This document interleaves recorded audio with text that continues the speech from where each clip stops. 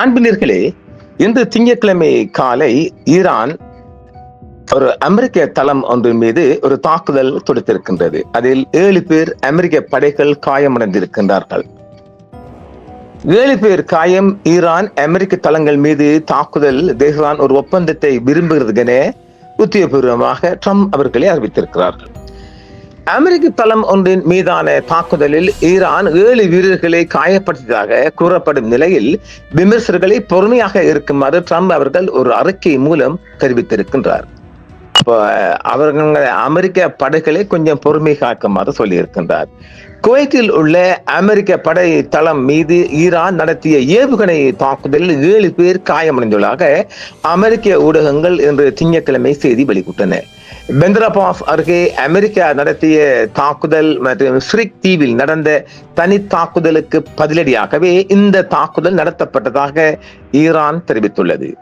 Tehran ஒரு ஒப்பந்தத்தை விரும்புவதாகவும் பேச்சுவார்த்தைகளை தொடர அனுமதிக்குமாறும் விமர்சகர்களை அதிபர் டொனால்ட் ட்ரம்ப் அவர்கள் கேட்டுக்கொண்டார். பல மாதங்களாக நீடித்து வரும் மோதலுக்கு பிறகு பேச்சுவார்த்தை மூலம் தீர்வு காண்பதில் இரு தரப்பினரும் தொடர்ந்து ஆர்வம் காட்டி வரும் நிலையில் குவைத்தில் உள்ள அமெரிக்க ராணுவ தளம் மீது ஈரான் நடத்திய ஏவுகணை தாக்குதலில் 7 வீரர்கள் காயமடைந்ததாக செய்திகள் வெளியானதை தொடர்ந்து ஈரான் மற்றும் அமெரிக்கா இடையான பிராந்திய பதட்டம் மீண்டும் அதிகரித்துள்ளது. கடந்த வாரம் குவைத்தில் உள்ள அமெரிக்க விமானப்படை தளம் மீது ஈரான் நடத்திய பாலிஸ்டிக் ஏவுகணை தாக்குதலில் 4 அமெரிக்க வீரர்கள் மற்றும் 3 பொது ஒப்பந்தக்காரர்கள் லேசான காயங்களுடன் தப்பியிருக்கின்றார்கள். தெற்கு தெஹ்ரானில் உள்ள பந்தராபாஸ் விமான நிலையத்துக்கு அருகே அமெரிக்கா நடத்திய வான்வழி தாக்குதலுக்கு பதிலடியாக இந்த தாக்குதல் நடத்தப்பட்டதாக ஈரானிய இஸ்லாமிய புரட்சி காவல் படை தெரிவித்துள்ளது. அந்த முக்கியத்துவம் வாய்ந்த துறைமுகத்திற்கு அருகே அமெரிக்கா வான்வழி ஏவுகணை தாக்குதல் நடத்திய சில மணி நேரங்களுக்கு பிறகு உள்ளூர் நேரப்படி அதிகாலை 5 மணி அளவில் இந்த புதிய தாக்குதல் நடந்ததாக IRC தெரிவித்துள்ளது. பின்னர் அமெரிக்க மத்திய கட்டளை பணியகம் இந்த சம்பவத்தை ஒப்புக்கொண்டிருக்கின்றது. ஆனால் அந்த ஏவுகணை குவைத் வான் பாதுகாப்பு அமைப்புகளால் வெற்றிகரமாக இடைமறிக்கப்பட்டதாகவும் தெரிவிக்கப்படுகிறது. தாக்குதல் நடத்தும் முன்பு தொடர்கிறது என IRGC கூறியுள்ள நிலையில் ஈரான் பொருளாதார மீட்சியை தொடங்குகிறது. ஹமுஸ் நீரிணைக்கு அருகிலுள்ள ஹார்மோஸ்கான் மாகாணத்தின் சிரிக் தீவில் உள்ள தொலைத்தொடர்பு கோபுரத்தின் மீதான தாக்குதலுடன் தொடர்புடைய அமெரிக்க ராணுவ தளத்தை குறிவைத்து நடத்தப்பட்ட மற்றொரு பதிலடி தாக்குதலை நடவடிக்கையை பொறுப்பேற்று திங்கட்கிழமை இன்று அதிகாலை வெளியிட்ட ஒரு தனி அறிக்கையை IRGC வெளியிட்டுள்ளது. ஈரானின் மெஹர் செய்தி நிறுவனத்தின்படி அமெரிக்க படைகள் தாக்குதலை தொடங்கியதை அடுத்து தளத்தை குறிவைத்து அழித்து விட்டதாக IRGCயின் வான்படை தெரிவித்துள்ளது. குறிவைக்கப்பட்ட அனைத்து இலக்குகளும் வெற்றிகரமாக தாக்கப்பட்டதாக அந்த IRGC தெரிவித்திருக்கின்றது.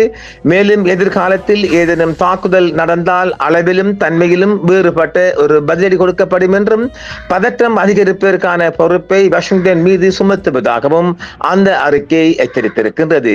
ஈரானின் சதுரங்க ஆட்டம் என்று கிராண்ட் மாஸ்டர் மேக்ஹாட்டில் இருந்து வெகு தொலைவில் இல்லை என்றும் சமீபத்திய ஆண்டுகளில் ஈரான் அமெரிக்கா மற்றும் இஸ்ரேலுக்கு இடையே நடந்த மிகவும் அபாயகரமான மோதல்களில் ஒன்றை தொடர்ந்து ஏற்பட்ட ஒரு பலவீனமான போர் நிறுத்தத்தின் பின்னணியில் இந்த சமீபத்திய உரையாடல் நடைபெறுகிறது. தெஹ்ரான் இஸ்ரேலிய இலக்குகள் மற்றும் பலகுடாவில் உள்ள அமெரிக்க நட்பு நாடுகள் மீது ஏவுகணை மற்றும் ஆளில்லா விமான தாக்குதல்களை நடத்தியதுடன் உலகில் மிக முக்கியமான எரிசக்தி வழித்தடங்களில் ஒன்றான ஹர்முஸ் ஜலச்சந்தியையும் மூடியிருக்கின்றது. மீண்டும் பதட்டம் அதிகரித்த போதிலும் அமெரிக்க ஜனாதிபதி டொனால்ட் ட்ரம்ப் அவர்கள் ராஜதந்திரத்தின் எதிர்காலம் குறித்து நம்பிக்கையான தொனியில் பேசியிருக்கின்றார். திங்கட்கிழமை அதிகாலையில் அவரது ட்ரூத் சோசியல் தளத்தில் எழுதிய ட்ரம்ப் ஈரான் வாஷிங்டனுடன் ஒரு ஒப்பந்தத்தை தீவிரமாக நாடுவதாக கூறியிருக்கின்றார். அவர்கள் உண்மையிலேயே ஒரு ஒப்பந்தம் செய்ய விரும்புகிறார்கள் என்று எழுதிய ட்ரம்ப் எதிர்கால ஒப்பந்தம் அமெரிக்கா மற்றும் அதன் பிராந்திய கூட்டாளிகள் இருவருக்கும் பயனளிக்கும் என்றும் தெரிவித்துள்ளார். நான் ஈரான் விஷயத்தில் மாற்று அணுகுமுறைகளுக்கு அழைப்பு விடுத்த அரசியல் எதிரிகளையும் தனது சொந்த அரசியல் முகாமின் உறுப்பினர்களையும் ட்ரம்ப் விமர்சித்தார்.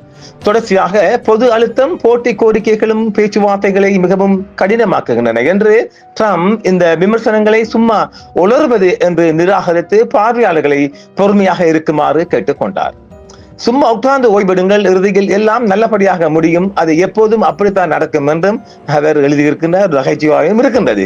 தற்போதைய போர் நிறுத்தத்தை ஒரு பரந்த அரசியல் உடன்படிக்கையாக மாற்றுவதற்கான முயற்சியில் தெஹ்ரான், வாஷிங்டன் முன்மொழிவுகளையும் எதிர் முன்மொழிவுகளையும் தொடர்ந்து பரிமாறிக்கொண்டு வரும் வேளையில் அவரது கருத்துக்கள் வெளிவந்திருக்கின்றது. ஆக ஒரு யுத்தம் ஒன்று இல்லாவிட்டாலும் ஆங்காங்கு ஒரு பனிப்போர் தொடர்ந்தபடமே இருக்கின்றது. அங்கு பந்தர் அப்பாஸ் மூலம் அவர்கள் நுழைவது இவர்கள் பதிலடி கொடுப்பதாகவே வளைகுடா பக்கம் நிறைய செய்திகள் வந்தம் இப்படி இருக்கின்றது. எனவே மற்றொரு காணொளியில் சந்திப்போம் நேர்களே. என்றும் உங்களுடன் சன்ரைஸ் இந்தியா டிவி சப்ஸ்கிரைப் பண்ணுங்கள், பெல் பட்டனையும் கிளிக் செய்யுங்கள். உங்கள் ஆதரவே எங்கள் சேவை. ஆதரவு தாருங்கள், அரவணைப்போம். மறக்காம சர்ப்ரைஸ் பண்ணுங்க. தேங்க்யூ.